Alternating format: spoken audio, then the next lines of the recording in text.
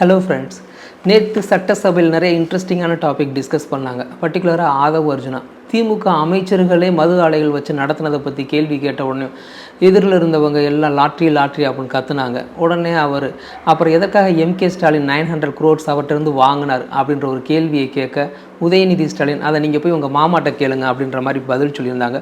இந்த மாதிரி அவங்க வாயாலேயே பல உண்மைகள் வெளியில் சொன்னாங்க. இதில் நேற்று நடந்த சட்டசபை கூட்டம் அப்படின்றது பட்ஜெட் மீதான விவாதத்திற்கு. இதை தவிர்த்து நிறைய டாபிக் அவங்க டிஸ்கஸ் பண்ணாங்க. வாங்க இந்த வீடியோவில் அதை பார்க்கலாம். டிவிகே அரசுக்கு மட்டும் கிடையாது, முதல்வர் விஜய்க்குமே இதுதான் முதல் பட்ஜெட் கூட்டத்தொடர். இந்த பட்ஜெட் முடிந்த வரைக்கும் ரொம்ப நல்லாவே இவங்க ப்ரெசென்ட் பண்ணியிருந்தாங்க. நிறையா ஏற்கனவே இருந்த திட்டங்களை கண்டினியூ பண்ணியிருந்தாங்க. அதை என்ஹான்ஸ் பண்ணுறதுக்கு ஃபண்ட் அலாகேட் பண்ணியிருந்தாங்க. இன்னும் புது திட்டங்களும் நிறையா சொல்லியிருந்தாங்க. பட் ஆனால் அவங்க ஆட்சிக்கு வர்றதுக்கு முன்னாடி கமிட் பண்ணியிருந்த பயிர்க்கடன் தள்ளுபடி, 6 சிலிண்டர் கொடுக்கக்கூடியது, அப்புறம் மகளிருக்கான 2500 ரூபாய், அப்புறம் மகளிருக்கான இலவச பேருந்து பயணம் எல்லா பஸ்லையும், இந்த மாதிரி சொல்லக்கூடிய கமிட்மெண்ட் எதற்குமே இந்த பட்ஜெட்டில் அவங்க ஆன்சர் பண்ணலை. மோஸ்ட் ப்ராப்ளி இன் அப்கமிங் டேஸில் இதற்கான பதில் வரும்னு நினைக்கிறோம். இதில் இந்த பட்ஜெட் அப்படின்றது இதற்கு முன்னாடி கவர்மெண்ட் என்ன ஃபண்டு வச்சுட்டு போயிருந்தாங்க, இது இருக்கக்கூடிய நிதி நிலைமையை பொறுத்து இந்த பட்ஜெட்டை ப்ரெசென்ட் பண்ணியிருக்காங்க. வித்தின் 100 daysக்குள்ளே இதை நம்ம அப்ரிஷியேட் பண்ணணும். நல்ல விதமாகவே பண்ணியிருக்காங்க. என்னோடய வீடியோவில் ஏற்கனவே நான் சொல்லியிருந்தேன், திட்டங்களுக்கு பெயர் வைக்கிறது இது ஒரு பெரிய விவாதமாக நேற்று சட்டசபையில் பேசிக்கிட்டு இருந்தாங்க. ஃபர்ஸ்ட் ஆஃப் ஆல் இது ஒன்றும் அவ்வளோ பெரிய டிஸ்கஷன்லாம் கிடையாது. ரொம்ப சிம்பிள். மக்களுக்காக நல்லது செய்கிறோம். அந்த திட்டங்களுக்கு காமனாக ஒரு பேரை வச்சு அது எப்பயுமே கண்டினியூ ஆகிற மாதிரி பார்த்துக்கிறணும். இன்கேஸ் அந்த திட்டம் சக்ஸஸ்ஃபுல்லாக போகலை அப்படின்னா அடுத்து அந்த திட்டத்தை என்ஹான்ஸ் பண்ணணும், இல்லாட்டி அந்த திட்டத்தை கைவிட்டுட்டு வேறு மாதிரி அதை வடிவம் மாற்றி கொண்டு போகணும். இந்த ப்ராப்ளம் எப்போ வந்ததுன்னா, கருணாநிதி வெஸ் ஜெயலலிதா அப்படின்னு போகையில் இந்த திட்டங்களுக்கான பெயர்களை அவங்க மாற்றி வைக்கிறது, இல்லை அந்த திட்டங்களை அப்படியே ஸ்டாப் பண்ணுறது, இந்த மாதிரி பண்ணாங்க. இப்போ ரீசெண்டாக நடந்த ஒரு இன்சிடெண்ட் என்னென்னா, இதற்கு முன்னாடி ஏடிஎம்கே அம்மா உணவகம் வச்சுருந்தாங்க. அந்த திட்டத்தை கண்டினியூ பண்ணாங்க டிஎம்கே கவர்மெண்ட். பிகாஸ் அது சக்ஸஸ்ஃபுல் பேட்டர்ன், அந்த மாடலே நல்லா இருந்தது.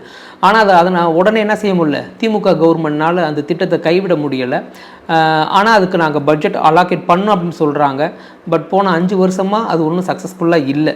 அம்மா உணவகம் திரும்ப இந்த டிவிகே கவர்மெண்ட் அந்த பர்டிகுலர் அம்மா உணவகம் திட்டத்தை ரிவைவ் பண்ணி இன்றைக்கி சக்ஸஸ்ஃபுல்லாக போய்கிட்டு இருக்கு. ஸோ இந்த மாதிரி கட்சி பாகுபாடின்றி ஏதாவது ஒரு நல்ல மாடல் இதுக்கு முன்னாடி ஒரு கவர்மெண்ட் கொண்டு வந்தாங்கன்னா அது அடுத்த கவர்மெண்ட் வரையில் அதை அப்படியே கண்டினியூ பண்ணணும். மக்களுக்கு அதை நல்ல விதமாக கொண்டு போய் சேர்க்கணும். இவங்களுக்குள்ளே இருக்கக்கூடிய போட்டி பொறாமையில் அந்த திட்டங்களை கைவிடுறதோ, அந்த திட்டங்களில் ஃபெயிலியர் பண்ணுறதோ இல்லாமல் மக்களுடைய நல்லது என்ன அப்படின்றத புரிஞ்சுக்கிட்டு ஒவ்வொரு அரசும் செயல்பட்டாங்கன்னா கண்டினியூஸாக மக்கள் அவங்களுக்கு சப்போர்ட் பண்ண போகிறாங்க. அடுத்து நேற்று நடந்த கட்சி விவாதங்கள், அந்த சட்டசபை இதில் முக்கியமாக பார்க்கப்பட்டது உதயநிதி ஸ்டாலின் வெஸ் முதல்வர் விஜய். முதல்வர் விஜய் அவரோட ஸ்பீச் ஆரம்பிக்கையிலேயே கிளியராக சொன்னார், இதை நான் அரசியலாக்க விரும்பலை. காவேரி மேகதாது இஷ்யூவை, பர்டிகுலர்லி காவேரி இஷ்யூவை 1969 என்ன நடந்தது, அப்போ நீர் வளத்துறை அமைச்சராக யார் இருந்தால் என்ன நடந்தது அப்படின்ற மாதிரி இன் டீட்டெயில் நான் போய் இந்த சென்சிட்டிவான இஷ்யூவில் அரசியல் பண்ணி நான் இந்த டிவிகே கவர்மெண்ட் இதில் மைலேஜ் எடுக்க விரும்பலை அப்படின்ற மாதிரி ரொம்ப கிளியராக சொன்னார். அதற்கு பிறகு அவர் இங்கேருந்து கர்நாடகா போகிற மாதிரி இருந்ததையும் அந்த ப்ராசஸை பற்றி அவர் டிஸ்கஸ் பண்ணார். இது நல்ல விஷயம் தான். ஆக்சுவலி இதை பேசுறதுனால ஏதாவது ஒரு ப்ராசஸ் ஆனால் நல்லது. இனிஷியலாக அவர் ஃபர்ஸ்ட் ஸ்டெப் அந்த மாதிரி நம்ம போய் ஃப்ரெண்ட்லியாக அப்ரோச் பண்ணலாம் அப்படின்னு நினச்ச வரைக்கும் ஓகே. பட் ஆனால் இது லீகலாக எந்த மாதிரி மூவ் பண்ணி நம்மளுக்கு எப்பயும் கன்சிஸ்டண்ட்டாக நம்மளுக்கு கிடைக்க வேண்டிய வாட்டர் என்ன கிடைக்கணுமோ அதற்கான வழிமுறைகளை விஜய் அண்ட் டிவிகே கவர்மெண்ட் பண்ணாங்கன்னா ரொம்ப நல்லாயிருக்கும். இதில் நம்ம புரிஞ்சுக்கிற வேண்டியது என்னென்னா, இந்த காவேரி இஷ்யூவில் தமிழகத்துலேயும் சரி அங்கே கர்நாடகாவிலையும் சரி முடிஞ்ச வரைக்கும் இதில் என்ன அரசியல் பண்ணலாம் அப்படின்ற மாதிரி தான் பார்க்குறாங்க. கர்நாடகா முதல்வர் டி.கே. சிவகுமார் என்ன சொல்லியிருந்தாருன்னா, விஜயை பற்றி அவர் இன்னும் இம்மெச்சூர்டாக இருக்கார், அவருக்கு மெச்சூரிட்டி பத்தலை அப்படின்ற மாதிரி சொல்லியிருந்தார்.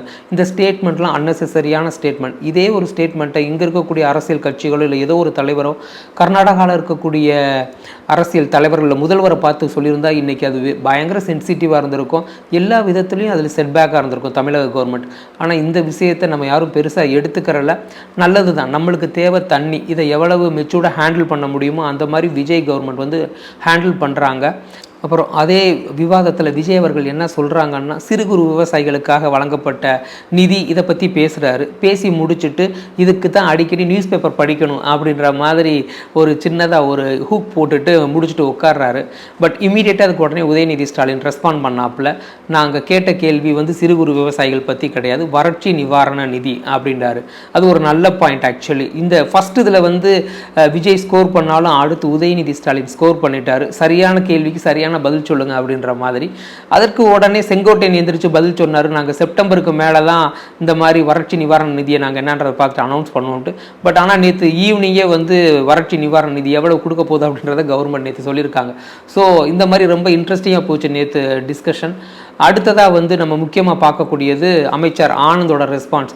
எதிரில் இருக்கக்கூடியவங்க வந்து இன்னும் கமிஷன் வாங்கிக்கிட்டு இருக்காங்க அப்படின்ற மாதிரி சொன்ன உடனே, ஆதாரம் இல்லாமல் எதுவும் பேசாதீங்க, ஆதாரம் இருந்தால் ப்ரெசென்ட் பண்ணுங்கள், அதற்கான ஆக்ஷன் எடுப்போம்.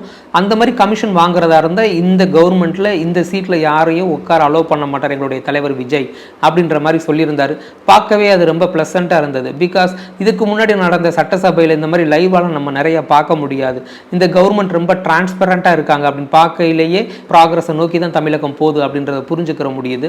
அதை தவிர்த்து டிவிகே கவர்மெண்ட்டில் இருக்கக்கூடிய அமைச்சர்கள் நிறைய பேர் நல்ல விதமாக செயல்படுறதை நம்ம பார்க்க முடியுது.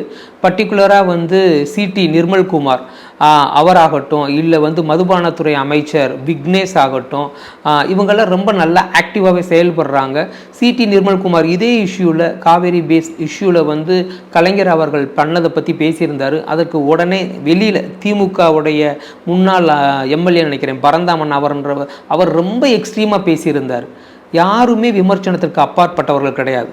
அதுவும் கலைஞருக்கு வந்து நிறையா போஸ்டிங்கில் இருந்திருக்காரு, முதல்வராக இருந்திருக்காரு. அவர் கொண்டு வந்த திட்டங்கள், அவர் செய்த நல்லது இருக்கும், ஏதாவது ஒன்று இருந்ததுன்னா அதில் நம்ம கமெண்ட் பண்ணுறதுக்கும் நம்மளுக்கு ரைட்ஸ் இருக்குது.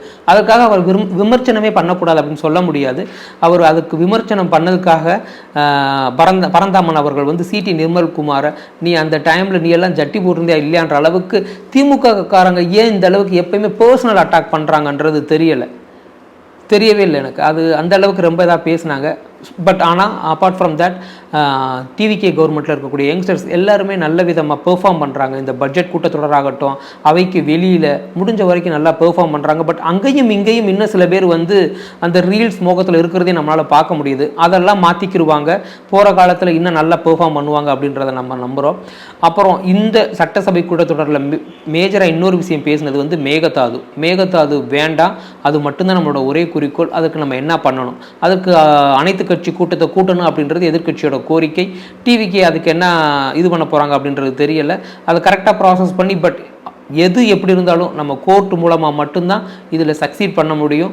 அதுக்கான வழிமுறைகள் என்னவோ இந்த டிவிகே கவர்மெண்ட் பண்ணுன்றதை நம்புகிறோம். இந்த மேகதாது இஷ்யூவில் ரொம்ப சென்சிபிளாக பேசினது எதிரில் இருந்த சௌமியா அன்புமணி ராமதாஸ். அவங்க அதை பற்றி ரொம்ப டீட்டெயிலாக ஒரு இன்ஸ்ட்ரக்ஷன்ஸ் கொடுத்துருந்தாங்க. அந்த மேகதாது எங்கே கட்ட போகிறாங்க, அது கட்டுறதுனால இந்த ஈகோ சிஸ்டம் எந்த மாதிரி அஃபெக்ட் ஆகும் அப்படின்ற மாதிரி நல்ல இன்ஃபர்மேஷன் கொடுத்தாங்க. ஸோ இந்த மாதிரி நேற்றைய சட்டசபை கூட்டம்ன்றது ரொம்ப நல்ல விதமாகவே போச்சு. அதில் அடுத்து அவங்க கொடுத்த லீடு தான் வந்து எம்பிக்களோட ஒரு ஆலோசனை. முதல்வர் எம்பிக்களை அழைச்சு அந்த சென்ட்ரல் கவர்மெண்ட் கொண்டு வந்திருக்கக்கூடிய டீலிமிட்டேஷன்ஸை பற்றி ஒரு டிஸ்கஷன் வித் எம்பி அப்படின்ற மாதிரி சொல்லியிருந்தார். ஸோ அதுதான் அடுத்து தமிழக அரசியலில் முக்கியமான ஒரு டிஸ்கஷனாக இருக்கும் அப்படின்றத நம்புகிறோம். ஸோ இந்த மாதிரி அடிக்கடி அரசியல் சார்ந்து வரக்கூடிய, இல்லை நம்ம தமிழகம் சார்ந்து நடக்கக்கூடிய முக்கிய நிகழ்வுகளை சி சென்டரில் we will keep on posted. Thank you, thanks for வாட்சிங்.